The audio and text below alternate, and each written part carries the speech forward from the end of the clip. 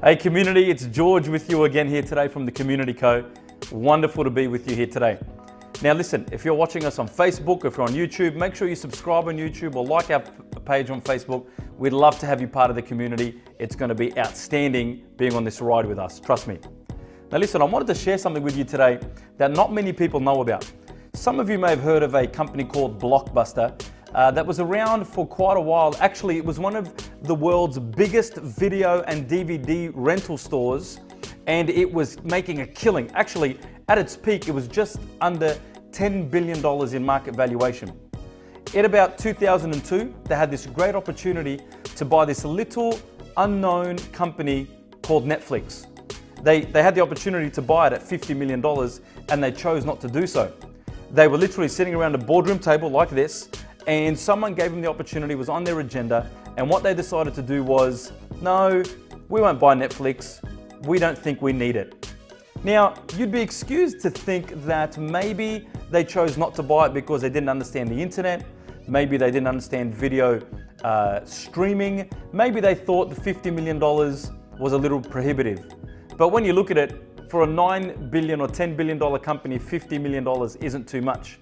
But they weren't actually the reasons. The real reason that they didn't buy Netflix was simply this.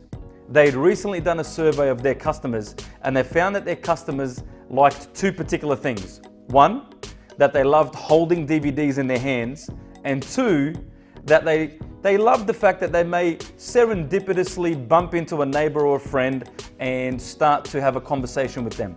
So Blockbuster executives thought, well, let's not go into download streaming of video. So fast forward to 2016, most of us listening to me today will know who Netflix is, and quite a few of us may have forgotten about Blockbuster. Netflix is now worth just under $32 billion in such a short period of time, and Blockbuster is literally non-existent.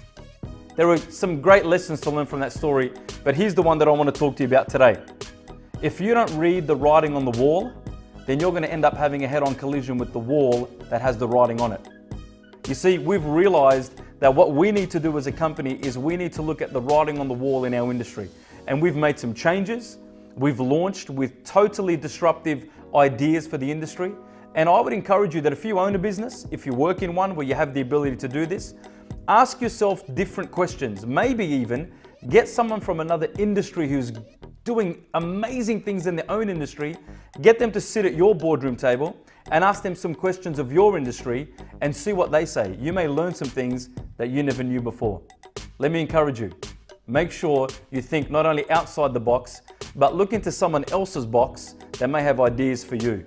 That's what we do, and let me tell you, it works incredibly. Great to be with you here today, guys. Make sure you log in, make sure you subscribe, make sure you like our pages, and we'd love to go on this journey with you. Catch you next time.